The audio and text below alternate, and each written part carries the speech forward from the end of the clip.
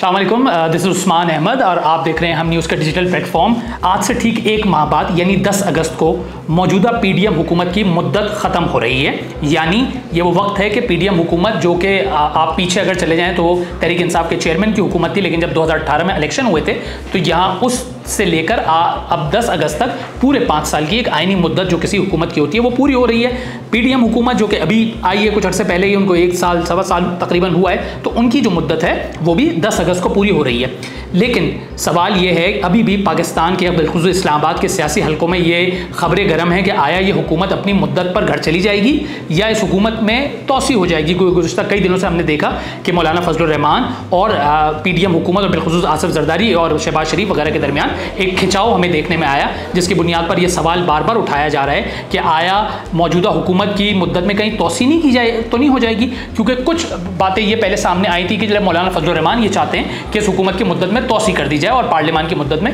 तोसी हो जाए, लेकिन फिर गुज़श्ता चंद 2 रोज़ पहले मौलाना फजलुर रहमान और शहबाज शरीफ की मुलाकात हुई, जिसमें ये बात उसके बाद सामने आई कि मौलाना फजलुर रहमान भी चाहते हैं कि ये हुकूमत आईनी मुद्दत में यानी अगस्त में ख़त्म हो जाए।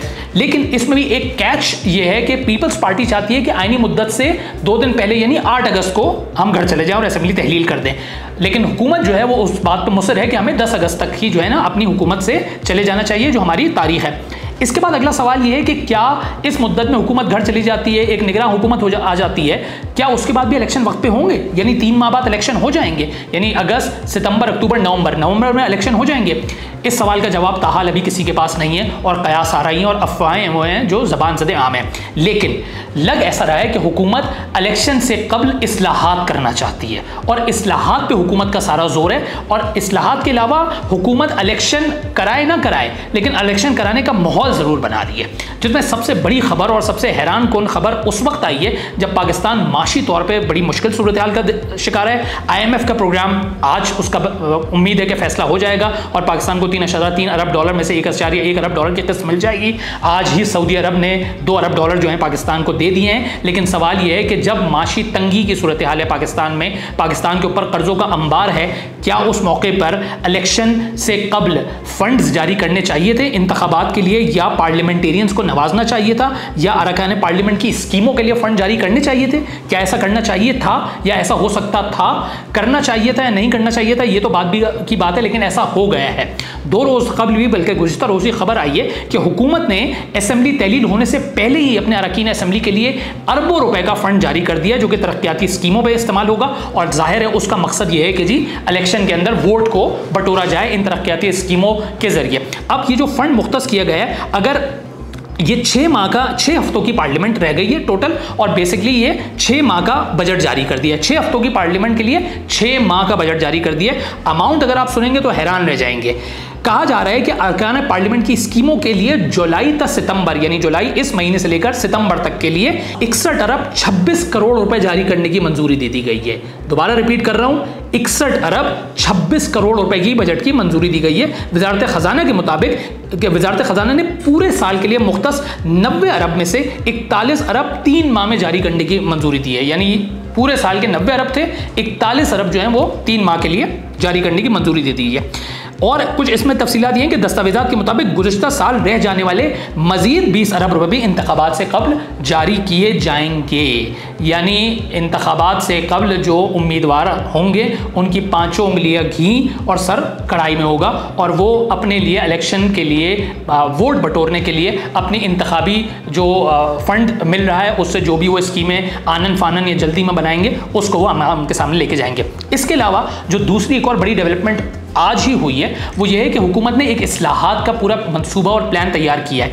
ये इस्लाहात उसी इलेक्शन एक्ट में तरमीम जो हुई थी गुज़श्ता चंद दिनों पहले, मैंने आपको अपने व्लॉग में बताया था कि सेनेट ने भी जिसको मंजूर कर दिया था इलेक्शन एक्ट 2017, उसके तहत इलेक्शन कमीशन को यह इख्तियार दे दिया गया था कि वो इंतखाबात की तारीख का खुद ऐलान कर सकता है। पहले ये इख्तियार सदर मुमलिकत के पास था, जो उस इलेक्शन एक्ट में तरमीम के बाद ये इख्तियार वापस ले लिया गया है। यानी इलेक्शन कमीशन ही अब ये तारीख देगा, और जब हुकूमत को लगेगा या हुकूमत समझेगी तभी गालिबन इलेक्शन कमीशन ये तारीख देगा, जिसकी कोई गारंटी नहीं है कि वो 3 महीने के बाद की देता है या वो अगले साल मार्च की देता है। तो ये बातें भी इस्लामाबाद के सियासी हलकों में ज़ेर गर्दिश है। अच्छा, अब ये जो इलेक्शन एक्ट में तरमीम की गई है, ये 73 तरमीम सामने लाई गई हैं और ये बहुत तफसीली 73 तरमीम है, जिनमें कुछ नुक्ते यकीनन हौसला बख्श भी हैं और मस्बत भी हैं। हमने हमेशा देखा है कि जब भी इंतखाबात होते हैं तो धांधली का शोर मचता है, धांधली का ढंडोरा पीछा जाता है। ये कहा जाता है कि इलेक्शन में झुरलू चल गया है, ये कहा जाता है कि इलेक्शन को तरमीम नहीं कहेंगे, ये कहा जाता है कि जी इतने हल्के खुलाओ, उतने हल्के खुलाओ, और फिर साथ साथ उस धांधली होने या ना होने की बुनियाद पर फसादात भी होते हैं। हमारे पास डस्का की एग्जाम्पल मौजूद है। लेकिन अब हुकूमत ने जो किया है वो मुनासिब और अच्छी तरमीम है जो कि सामने लाई जाएंगी, जिससे तनाज़ात को कम करने का मौका मिलेगा। सबसे जो एक इसके अंदर अहम नुक्ता ये है, उस पर बहस हो सकती है कि ये तरमीम अच्छी है या नहीं है, फिलहाल तो इस पर तजवीज़ है, वो ये है कि हुकूमत जो है वो सुप्रीम कोर्ट से इस इख्तियार को वापस ले रही है जिसके ज़रिए किसी भी सियासी जमात पर पाबंदी लगाई जाती थी। हुकूमत अब ये इख्तियार जो है पार्लियामेंट के हवाले कर रहा है। ये भी इंतहाई अहम नुक्ता है कि पहले सुप्रीम कोर्ट के ज़रिए किसी भी जमात को बैन किया जाता था, पाबंदी लगाई जाती थी, लेकिन अब ये इख्तियार पार्लियामेंट को देने की तजवीज़ दी जा रही है और ये कहा गया है कि पार्लियामेंट जायज़ा लेगा कि सियासी जमात पर पाबंदी लगनी चाहिए या नहीं, और अगर पार्लियामेंट इस नुक्ते पर पहुँचता है कि जी हाँ जी पाबंदी लगनी चाहिए, तो फिर पार्लियामेंट सुप्रीम कोर्ट से रुजू करेगा और सुप्रीम कोर्ट इस पाबंदी से मुताल्लिक आगे बढ़ेगी। इसमें जो दूसरा एक और अहम नुक्ता है वो हमने हमेशा देखा है कि जब नताइज आ रहे होते हैं तो उस वक्त शोर मचता है, उस वक्त धांधली की सदाएं बुलंद होती हैं, उस वक्त फसाद बर्पा होता है। उसके लिए भी हुकूमत ने एक अच्छी, इससे पहले हमने देखा था 2018 के इलेक्शन में आरटीएस का बड़ा ढंडोरा पीटा गया था कि आरटीएस बंद हो गया, आरटीएस बंद हो गया। आज तक हम ये सुनते हैं कि वो आरटीएस बंद हो गया था। आसिफ जरदारी ने तो कहा भी था कि वो आरटीएस जो है ना वो इलेक्शन थे, वो अपना रिटर्निंग अफसरान के इलेक्शन थे। अच्छा, अब जो ये किया जा रहा है इसके अंदर जो अहम नुक्ता या अहम तजवीज़ पेश की गई है वो ये कहा गया है कि प्रिजाइडिंग अफसर को नतीजा मुरत्तब करने के लिए मखसूस वक्त दिया जाएगा, यानी उसके बाद एक स्पेसिफिक टाइम होगा, उस टाइम के अंदर उसने अपना नतीजा फराहम करना होगा। अगर ये नतीजा में ताख़ीर की जाती है तो उस नतीजे को तस्लीम नहीं किया जाएगा। इसके लिए प्रिजाइडिंग अफसरान को कुछ सहूलियात भी मुहैया की जा रही हैं, जिनमें ये कहा जा रहा है कि अगर उसके नतीजे में ताख़ीर करता है तो उसको वाज़े सबूत देने होंगे, वजूहात बतानी होगी और रिटन उसके पास एविडेंस भी होना चाहिए। अच्छा, इसके अलावा ये बात की जा रही है कि अगर वो ताख़ीर से नतीजा देता है तो उसकी जवाब तलबी होगी।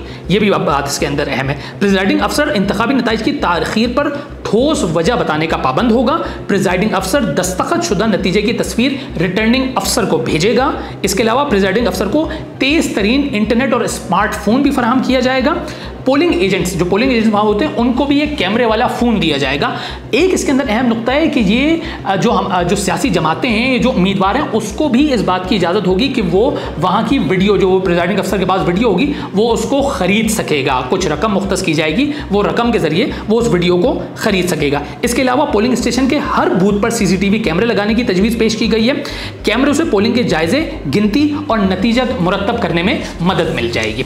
और जो मैंने वो बताई थी कि वो खरीद सकेगा, तो वो शिकायत की सूरत में कैमरों की रिकॉर्डिंग बतौर सबूत पेश की जा सकेगी और उम्मीदवार एक मुख्तस रकम जो है ना वो देकर उस वीडियो को हासिल कर सकेगा। इसके अलावा एक नुक्ता ये भी इसके अंदर अहम है जो तजवीज़ पेश की गई है कि कौमी व सूबाई उम्मीदवारों के लिए इंतखाबी अखराजात की हद भी बढ़ाने की तजवीज़ की गई है। यानी पहले एक मुख्तस जो है वो अमाउंट था जो खर्च होता नहीं था, उससे कई गुना ज़्यादा खर्च होता था और ये एतराज़ किया जाता था कि जी ये जो अमाउंट है ये तो ऊँट के मुँह में ज़ीरे के बराबर है। लेकिन अब इसको मज़ीद बढ़ाया जा रहा है और कहा गया है कि कौमी असम्बली की नशिस्त के लिए 40 लाख से 1 करोड़ रुपए तक खर्च करने की तजवीज़ दी गई है। सूबाई नशिस्त के लिए इंतखाबी मुहिम पर 20 से 40 लाख रुपए खर्च किए जा सकेंगे। इसके अलावा गफलत पर प्रिजाइडिंग अफसरान और रिटर्निंग अफसरान के खिलाफ फौजदारी कार्रवाई होगी, क्रिमिनल केस बनाया जाएगा।